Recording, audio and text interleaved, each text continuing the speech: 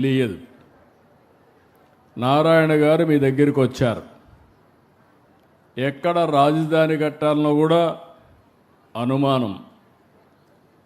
ఆనాడు ప్రభుత్వం పోతూ పోతూ ఒక సెంట్రల్ ప్లేస్ విజయవాడ గుంటూరు అని ఉంటే సమస్య ఉండేది కాదు. అది చెప్పకుండా ఒక కమిటీ వేశారు. హైదరాబాద్ రాజధాని 10 సంవత్సరాలు కామన్ క్యాపిటల్గా ఉంటుంది. ఆ తర్వాత ఆంధ్రప్రదేశ్ రాజధాని నిర్ణయించడానికి ఒక కమిటీ వేస్తున్నామని శివరామకృష్ణ ఆధ్వర్యంలో ఒక కమిటీ వేశారు.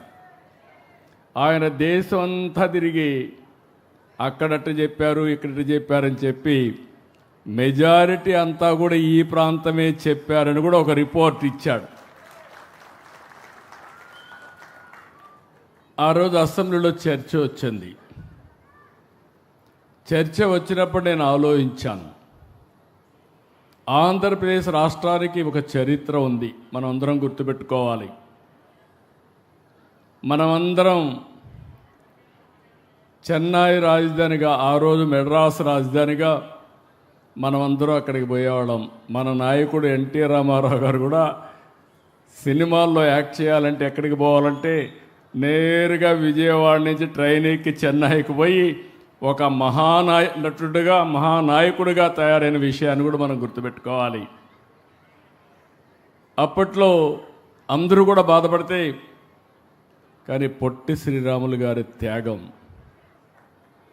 అక్కడ అవమానాలు చూసిన తర్వాత తెలుగు మాట్లాడే వాళ్ళకు ఒక రాజధాని ఉండాలని ఆలోచించిన మొట్టమొదటి వ్యక్తి, త్యాగాన్ని చేసి రాజధానిని మనకు ఆలోచించిన వ్యక్తి పొట్టి శ్రీరాములు గారు అని చెప్పి కూడా నేను మీకు తెలియజేస్తున్నా.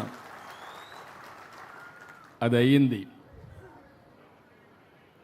ఎక్కడ రాజధాని పెట్టాలని ఆలోచించారు ఆనాటి పెద్దలు.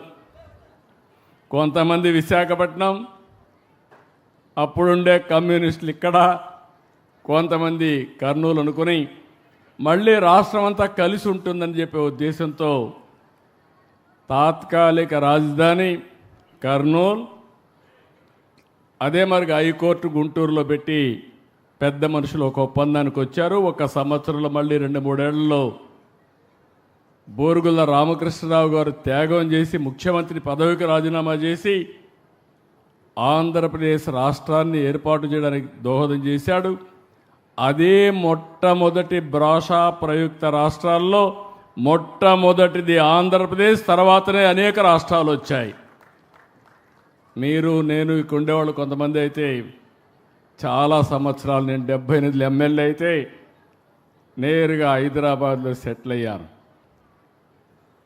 అక్కడి నుంచి ఎందుకంటే నేను మంత్రి కావడం, పార్టీ అధ్యక్షుడు కావడం, ముఖ్యమంత్రి కావడం, రాష్ట్రం అంతా రన్ చేయాలి కాబట్టి అటు తెలంగాణ ఇవన్నీ చేశాం. 2014 మళ్ళా బైఫర్కేషన్. ఆ రోజు కూడా నేను ఒకటి ఆలోచించాను, మీరు గుర్తుపెట్టుకోవాలి, భగవంతుడు నాకు కొన్ని అవకాశాలు ఇచ్చాడు, ఆ అవకాశాలని సద్వినియోగం చేసుకున్నాను.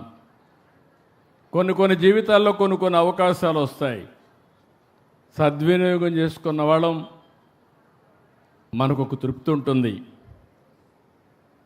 ఎందుకంటే మనకి ఇచ్చిన అవకాశాన్ని సద్వినియోగం చేశామని.